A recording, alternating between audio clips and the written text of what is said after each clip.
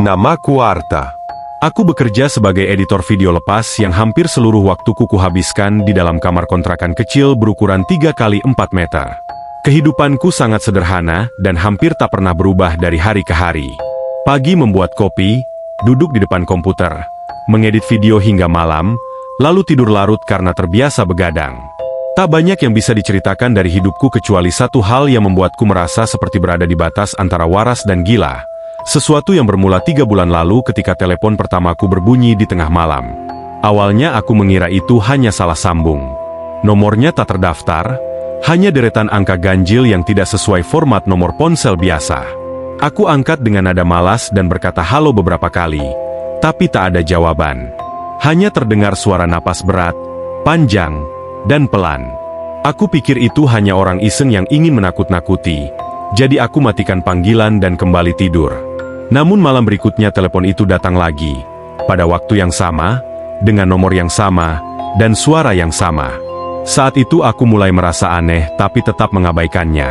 Panggilan misterius itu terus datang setiap malam tanpa henti. Aku mulai merasa terganggu dan mencoba memblokir nomor itu. Anehnya, sistem ponselku selalu gagal mengenali nomornya. Tak ada aplikasi pemblokiran yang bisa mendeteksi asalnya. Aku sempat membuang kartu SIM dan mengganti dengan nomor baru. Tapi malamnya telepon itu tetap masuk. Nomornya selalu berbeda-beda tapi berformat aneh yang tak dikenali sistem jaringan manapun. Pada malam ketujuh, suara dari seberang mulai berbicara. Awalnya samar, seperti dari kejauhan, tapi aku bisa mendengarnya jelas saat aku menempelkan ponsel ke telinga. Kau belum tidur. Suaranya berat, serak, dan seolah datang dari rongga yang sangat dalam. Aku sontak melempar ponsel ke lantai dan berlari keluar kamar. Aku menunggu sampai pagi di luar, duduk di emperan kos sambil gemetar. Aku mencoba meyakinkan diriku bahwa ini hanyalah prank berteknologi canggih atau semacamnya. Mungkin orang iseng yang ingin mencelakai. Tapi aku tak punya musuh dan tak ada siapa-siapa yang peduli dengan kehidupanku. Malam-malam berikutnya menjadi semakin mengerikan. Suara itu mulai mengucapkan kalimat yang tak pernah bisa aku lupakan. Aku melihatmu menatap layar itu. Atau kau ingin aku masuk lewat jendela kecilmu itu? Aku tidak pernah memberitahu siapapun bahwa kamarku memiliki jendela kecil di belakang lemari tempat masuknya cahaya pagi. Suara itu tahu semuanya. Bahkan ia menyebutkan posisi jam dinding di kamarku, warna pakaian yang kupakai, dan bahkan apa yang sedang kupikirkan. Aku mulai kehilangan akal sehat. Aku mencoba merekam suara itu, namun setiap kali kuputar ulang hasil rekamannya, hanya muncul suara bising dan gangguan statis. Seorang teman menyarankan aku untuk pergi ke paranormal. Aku mengikuti sarannya dan bertemu dengan seorang pria tua di pinggiran kota yang dikenal bisa menangani hal-hal gaib.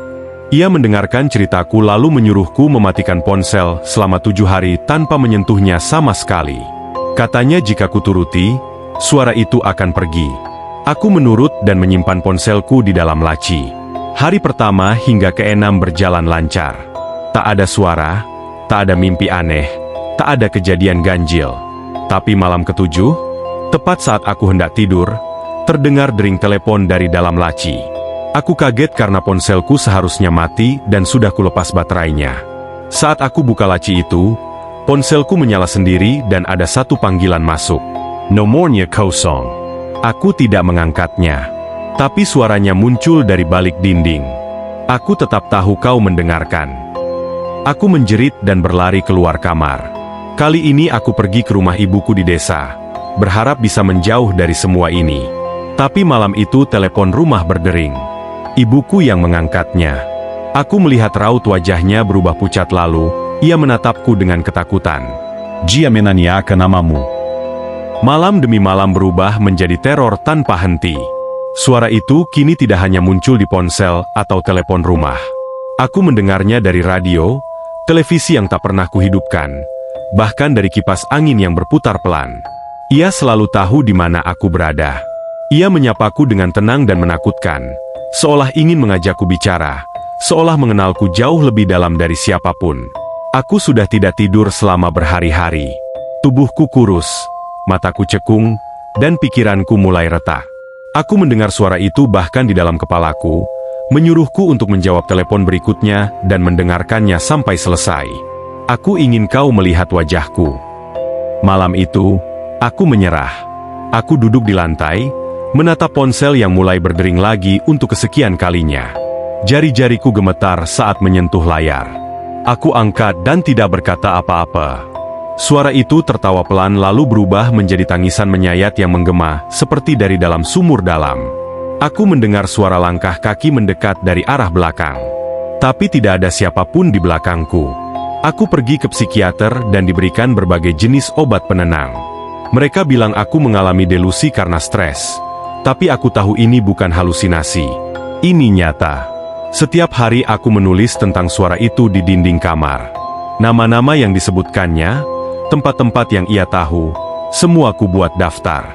Lama-lama aku sadar, nama-nama itu adalah orang-orang yang hilang secara misterius di berbagai kota.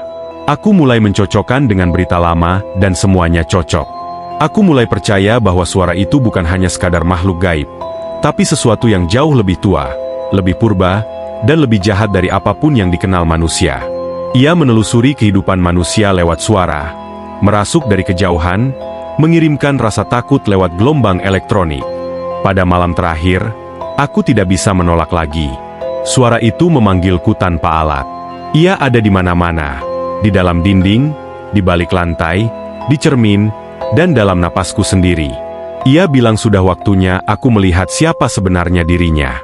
Aku pun berdiri, membuka pintu kamar, dan berjalan menuju lorong gelap tanpa tahu di mana aku berada. Semua cahaya padam, semua bunyi hilang kecuali suara tawa itu. Jika kau membaca ini dan suatu malam ponselmu berdering dengan nomor ganjil tak dikenal, jangan diangkat.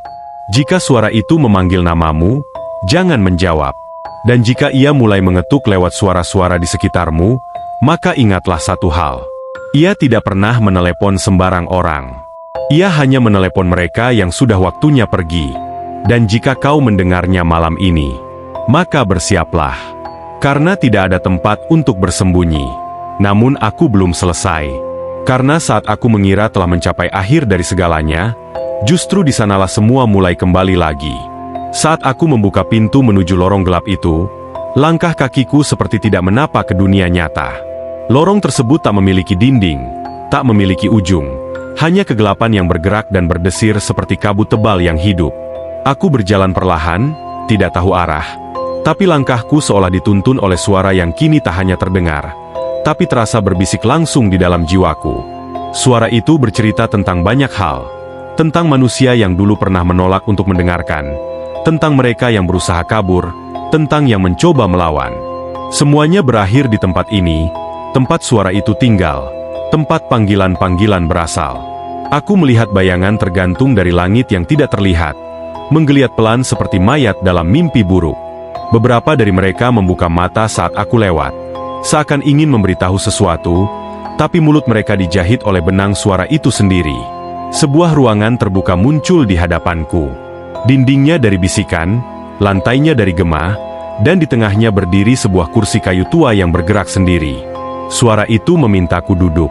Aku ragu, namun tubuhku bergerak tanpa izin, seakan seluruh kendali telah diambil alih. Saat aku duduk, kursi itu berubah menjadi dingin seperti batu es, dan dari kegelapan muncul sosok yang selama ini hanya kudengar. Wujudnya bukan manusia. Wajahnya tak berbentuk. Hanya puluhan telinga dan mulut yang saling menumpuk, berbisik dan tertawa dalam waktu yang sama. Ia tidak berbicara lagi lewat telepon. Kini ia bicara langsung ke dalam diriku. Kau telah menjawab terlalu banyak kali. Seketika itu juga, semua telepon yang pernah kuangkat muncul di sekeliling ruangan. Ponsel, telepon rumah, radio, bahkan suara dari rekaman lama muncul dan berputar, memperdengarkan ulang semua bisikan yang pernah kudengar. Aku menjerit, tapi tidak ada suara keluar dari mulutku. Aku kehilangan kemampuan untuk berbicara, hanya bisa mendengar dan mendengar. Hari-hari berikutnya aku terbangun kembali di kamar kontrakan. Semua terlihat seperti semula, namun aku tahu semuanya telah berubah. Di langit-langit kamarku kini tergantung kabel-kabel telepon yang tak pernah ada sebelumnya. Di setiap sudut kamar, ada lubang kecil yang mengeluarkan suara lirih, terus berbisik siang malam tanpa henti. Aku mencoba keluar kamar, namun setiap langkahku selalu membawaku kembali ke kamar yang sama, ke waktu yang sama, dan suara yang sama. Aku tidak lagi di dunia yang sama. Dunia ini adalah dunia suara. Tempat panggilan tak dikenal berasal. Tempat semua yang mengangkat telepon tanpa seharusnya akan berakhir. Suatu malam, aku melihat wajahku sendiri duduk di kursi kerja, menatap layar laptop seperti biasa. Tapi itu bukan aku. Wajah itu menoleh dan tersenyum. Lalu ponselnya berdering. Ia mengangkatnya dan suara itu terdengar lagi. Kali ini dari dua arah sekaligus, dari telepon dan dari diriku sendiri. Aku sadar, aku telah menjadi bagian dari suara itu. Aku adalah panggilan berikutnya. Aku adalah napas berat di ujung sambungan. Aku adalah gumaman di tengah malam. Jika suatu saat nanti kau duduk sendiri di malam hari, dan teleponmu tiba-tiba berdering tanpa sebab, jangan coba angkat. Jangan hiraukan. Jangan biarkan rasa penasaran menuntunmu seperti yang terjadi padaku. Karena jika kau melakukannya, kau tidak akan pernah bisa kembali. Dunia yang kau kenal akan mulai retak sedikit demi sedikit.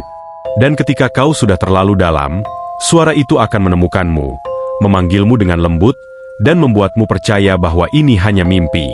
Tapi ini bukan mimpi. Ini adalah tempat tanpa waktu, tanpa batas, di mana suara menjadi nyata dan manusia menjadi gemah. Aku masih di sini. Aku belum sepenuhnya pergi. Aku masih mendengar mereka yang mengangkat telepon mereka malam ini. Mungkin termasuk milikmu. Karena setelah semua ini, suara itu membutuhkan saluran baru. Ia butuh tubuh baru. Ia perlu seseorang untuk meneruskan panggilan-panggilan yang akan datang. Dan jika malam ini kau merasa ada yang memperhatikanmu dari belakang layar, atau mendengar suara napas yang tidak berasal darimu sendiri, berhati-hatilah. Karena suara itu hanya memanggil mereka yang akan segera digantikan. Dan saat teleponmu berdering, jangan angkat. Jangan pernah angkat. Karena mungkin itu aku yang meneleponmu sekarang.